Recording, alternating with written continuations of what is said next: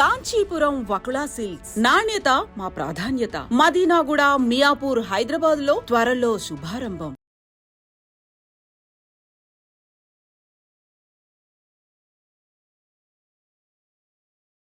మనం ఎందుకు ఇబ్బంది పడతామంటే గులాబ్ జామున్ తినడంలో తప్పు లేదు, ఎక్కువ తింటే డయాబెటీస్. డబ్బులు సంపాదించడంలో తప్పు లేదు, కానీ ఎక్కువ వర్కింగ్ అవర్స్ అయితే హెల్త్ పాడవుతుంది. ఏదైనా ఎక్కువ కాదు, ప్రతిదీ. ఎంటర్టైన్మెంట్లో తప్పు లేదు, మరి ఎక్కువ ఎంటర్టైన్మెంట్ చేస్తే you will lose your peace అన్నమాట. టీవీ చూడడంలో తప్పు లేదు, ఎక్కువ చూస్తే ప్రాబ్లం ఉంది. ఎవ్రీథింగ్ లిమిటెడ్గా చేసుకుంటే ఎవ్రీథింగ్ యూ కెన్ డూ. కృష్ణుడు మీరు ఏం తినాలనుకుంటే తినండి, మీరు ఏం చూడాలనుకుంటే చూడండి, కానీ ప్రతిదానికి ఒక నియమం, ఒక క్రమశిక్షణ. సో ఇది భగవంతుడు గీతాలో చెప్తున్నారు, యుక్త ఆహార విహారస. తక్కువ కూడా చేయకూడదు, అంటే ఆకలిగా ఉండిపోయి మరి హెల్త్ని పాడు చేయకూడదు, అలానే ఎక్కువ తినకూడదు, ఎక్కువ పడుకోకూడదు, మళ్ళీ అలానే తక్కువ పడుకోకూడదు. సో శ్రీల ప్రభుపదులు వారు చెప్పేవారు అనమాట, మరీ తక్కువ పడుకుంటే క్రేజీ అయిపోతావు, ఎక్కువ పడుకుంటే లేజీ అయిపోతావు. లేజీ వద్దు, క్రేజీ వద్దు, ఎవ్రీథింగ్ పర్ఫెక్ట్ గా ఉండాలి, మధ్యస్థంగా. ఈ మూడు ఎవరైనా చేస్తే they can have a happy life. ఎవరితో కంపేర్ చేయొద్దు, మంది మనం బెస్ట్ చేసుకోవాలి, అండ్ ఒక మంచి సాత్వికమైన జీవితం ఏదైతే అన్ని పర్ఫెక్ట్గా మధ్యస్థలంలో చేసుకుంటూ ఉంటే will have a happy life. ఉత్తడి అనేది ఉండదు. ఇప్పుడు ఏంటంటే కొంచెం ఎక్కువ. అవును, మొన్ననే మా కాంగ్రిగేషన్లో ఎవరో టెంపుల్కి రావట్లేదంటే జాబ్ అవర్స్ పెరిగిపోయాయి అంటే నేను అన్నాను ఎందుకంటే లేదు మాతాజీ 5,000 శాలరీలో పెంచేశారు కదా. కానీ ఇప్పుడు ఏమైంది, పెంచేసినప్పటికీ ఆ 5,000 కోసము అవర్స్ పెరిగినప్పటికీ ఆ బ్యాక్ ఏక్లు ఇది అది అల్టిమేట్లీ ఆ 5,000 డాక్టర్కి ఇచ్చాం. అంతే, బాడీ ఎక్కువ అలసిపోతుంది, టైంకి ఫుడ్ తినడం కూడా తగ్గిపోతుంది. చివరికి ఆ వచ్చిన ఎక్స్ట్రా శాలరీ డాక్టర్స్ తిరగడానికి అవుతుంది. దాని బదులు మనమే this is enough for me, సంతోషం, I'm happy, I want to give time నా ఫ్యామిలీకి, నా ఆధ్యాత్మిక జీవితంకి, అన్నిటికీ నేను సరిగైన టైం కేటాయించగలాలి, ఆ సరిగైన బ్యాలెన్స్ నేను మెయింటైన్ చేస్తానని అనుకుంటే you can have a happy life. ఇంకా కొంచెం కావాలి, ఇంకా కొంచెం అంటే ఇంకా కొంచెం. యాజ్ మీకు ఒక కథ చెప్పాలి చిన్నది. ఒక రాజు తన బర్త్డే అనమాట, బర్త్డే అయితే తను అన్నాడు అందరికి ఏదో దానం ఇవ్వాలని అనుకుంటున్నాడు. సో అందరినీ పిలిచేసి మీరు పరిగెత్తండి, ఎంతవరకు మీరు పరిగెత్తి మళ్ళీ బ్యాక్ వస్తారు ఆ ల్యాండ్ అంతా మీకు నేను చారిటీ ఇచ్చేస్తాను. అందరు వెరీ హ్యాపీ అయిపోయారు. సో ఫస్ట్ పర్సన్ వెళ్ళాడు, తను అలా కొంచెం వెళ్ళి వచ్చేసాడు, ఓకే హ్యాపీ, చాలా బాగుంది. సెకండ్ పర్సన్ ఇంకా కొంచెం ప్రయత్నించాడు, అంటే ఇంకా నేను రన్ చేస్తే సాధించగలుగుతారు, కానీ చాలా కష్టంతో బ్యాక్ వచ్చాడు. ఇంకొకడు వెళ్ళాడు, తనకు ఆ లోభము, ఇంకా కొంచెం అప్పటికే అలసిపోయాడు, కానీ పరిగెత్తున్నాడు. చివరికి చాలా దూరం వరకు వెళ్ళిపోయి ఆనందిస్తున్నాడు, ఇదంతా నాదే. కానీ ఆ పరిగెత్తి తను బిఫోర్ సన్సెట్ బ్యాక్ రాలేక వెనక వచ్చినప్పటికే తను అక్కడే దేహాన్ని త్యాగం చేస్తాడు. ఎందుకంటే చాలా గట్టిగా పరిగెత్తుతున్నాడు కదా, వెనక రావాలి, అప్పుడు కదా ల్యాండ్ మొత్తం తంది. ఇప్పుడు చూడండి ఏమైంది, ఆ కొంచెం పరిగెత్తేసి ఓకే ఇది నాది తృప్తి పడి ఉంటే ఎంత హ్యాపీగా ఉండేది. కానీ ఇంకా కొంచెంలోనే చివరికి ఏది రాలేదు. ఇక్కడ మీకు అనిపించట్లేదా ప్రస్తుతం ఉన్న ఈ జీవితంలో ఇంకా కొంచెం అలానే ఉన్నారు.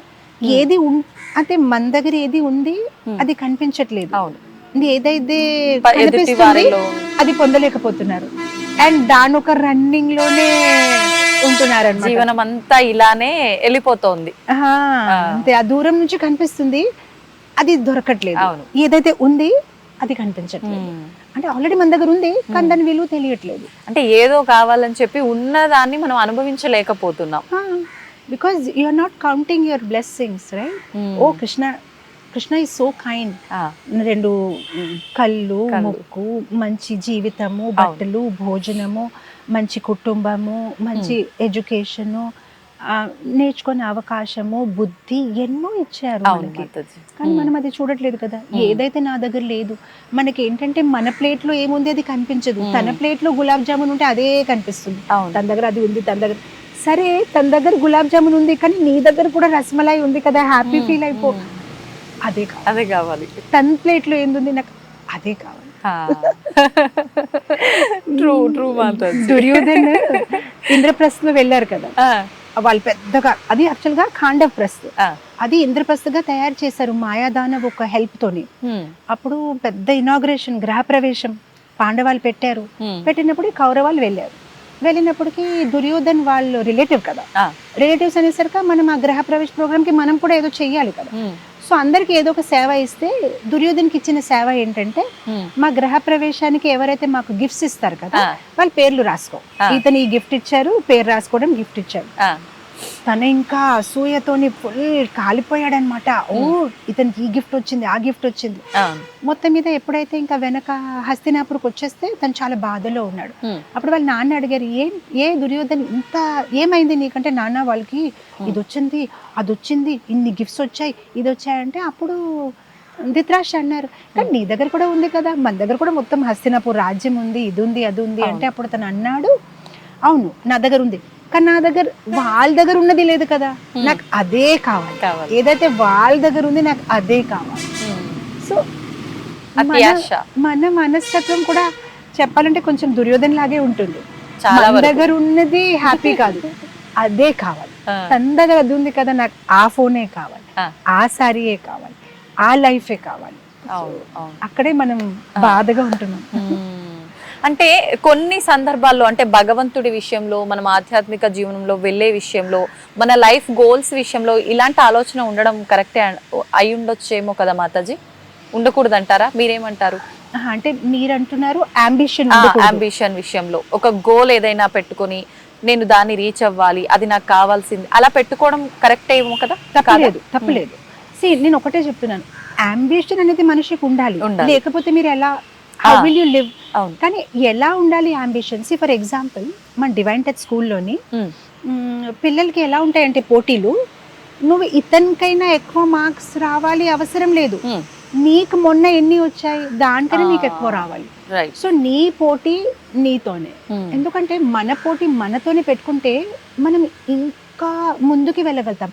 ఫర్ ఎగ్జాంపుల్ అనుకోండి, నాకు 95 వచ్చే సామర్థ్యం ఉంది, ఓకే, కానీ క్లాస్ టాపర్ కి 90 వచ్చింది.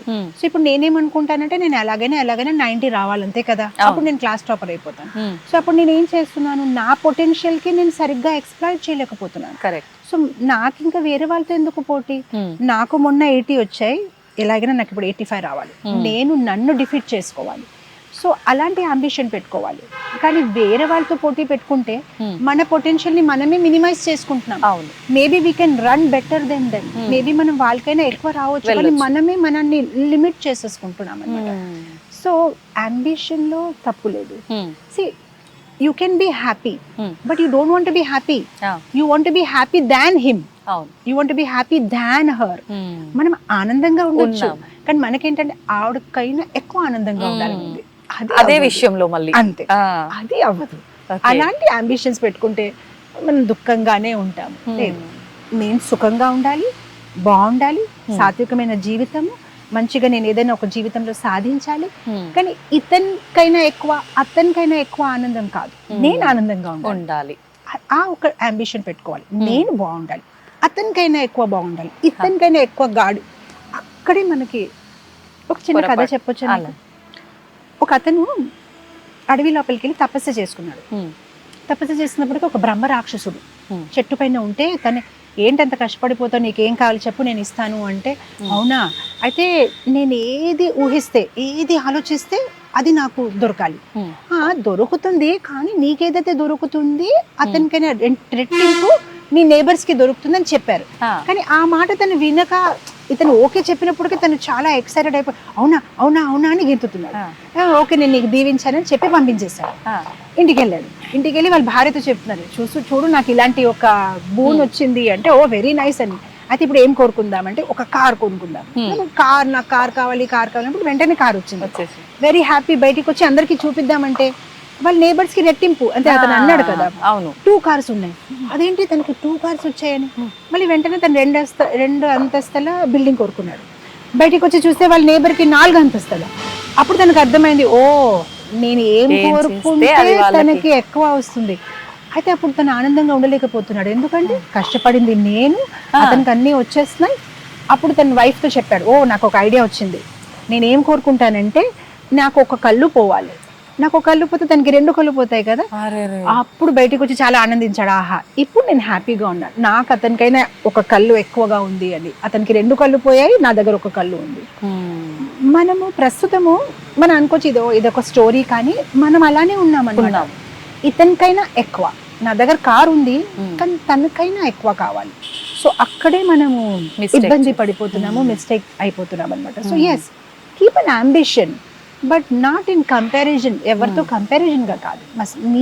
మీరు బాగుండాలి, నేను బాగుంటాను, నేను బాగుండడానికి నేను ఏం చేయాలి ఆ దిశలో వెళ్ళండి తప్ప ఇతనికైనా ఎక్కువ బాగుండాలి, అతనికైనా ఎక్కువ ఆనందంగా ఉండాలి, ఆ ఆలోచనని మనం వదిలేయాలన్నమాట. Then we can be happy. Mataji, మనం ఇంతసేపు కూడా మాట్లాడుకున్న విషయంలో సంతోషాన్ని మనలో మనమే వెతుక్కోవాలి, పక్క వాళ్ళతో కంపేర్ చేసుకొని వాళ్ళు అలా ఉన్నారు కాబట్టి నేను వాళ్ళకి రెట్టింపు ఉండాలి అంటే ఎంతసేపు ఉన్నా లైఫ్ లో మనం ఆ హ్యాపీనెస్ ని కోరుకుంటున్నాము, అంతే కదా మాతాజీ?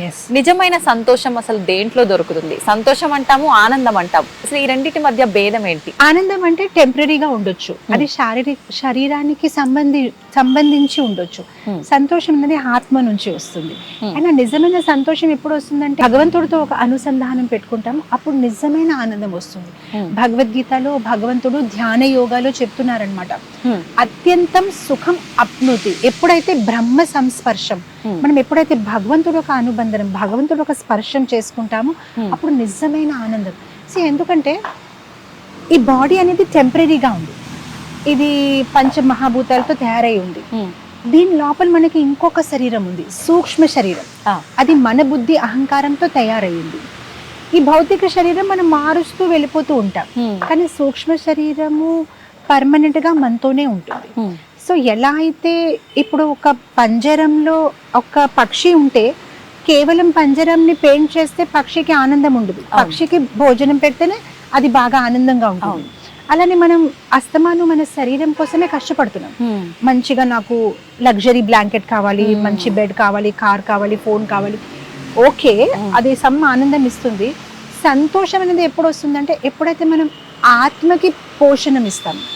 ఆ ఆత్మకి పోషణం ఏంటంటే భగవంతుడితో అనుసంధానం, భగవంతుడిని గుర్తు చేయడం, ఆయన గురించి వినడము, ఆయన నామస్మరణం చేయడము, ఆయన ప్రసాదాన్ని స్వీకరించడము. ఎప్పుడైతే ఆ ఆత్మకి పోషణ ఇస్తామో అప్పుడు మనకి నిజంగా సంతోషం, యూ ఫీల్ హ్యాపీ, పీస్ఫుల్,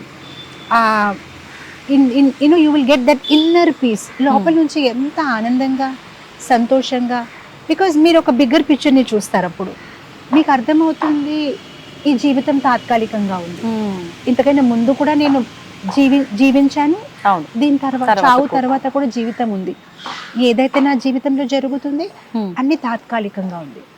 మన వైజాగ్ లో మంచి బీచ్ ఉంది అండ్ మా టెంపుల్ కూడా బీచ్ కి పక్కనే ఉంది. నేను డివోటీస్ తో చెప్తూ ఉంటాను, ఆ ఓషన్ మనకి ఒక పెద్ద లెసన్ నేర్పిస్తుంది. ఆ సముద్రంలో ఉన్న ఆ ఒక వేవ్స్ ఉంటాయి కదా, ఆ వేవ్స్ లో ఉన్న ఒక గుణం ఏంటంటే ఆ వేవ్స్ వస్తాయి మన దగ్గర తరంగాలు, కానీ మనం వాళ్ళని ఉంచలేము, పర్మనెంట్ గా వెళ్ళిపోతాయి, వస్తాయి వెళ్ళిపోతాయి. అలా జీవితంలో కూడా సన్నివేశాలు, సందర్భాలు, పరిస్థితులు ఏది పర్మనెంట్ గా ఉండదు, అన్ని వస్తాయి వెళ్ళిపోతాయి. ఆధ్యాత్మిక జీవితంలో ఉన్నప్పుడు అది మనం చాలా క్లియర్ గా అర్థం చేసుకుంటాము అండ్ ఎల్లప్పుడూ మన మనసులో అది గుర్తుంచుకుంటూ ఉంటాము, ఏది పర్మనెంట్ గా కాదు. ఈరోజు చాలా సుఖంగా ఉన్నా కూడా మరి పొంగిపోయే అవసరం లేదు, ఎందుకంటే దుఃఖం ఇస్ గోయింగ్ టు నాక్ ద డోర్, అది ఆల్రెడీ తలుపు కొడుతుంది.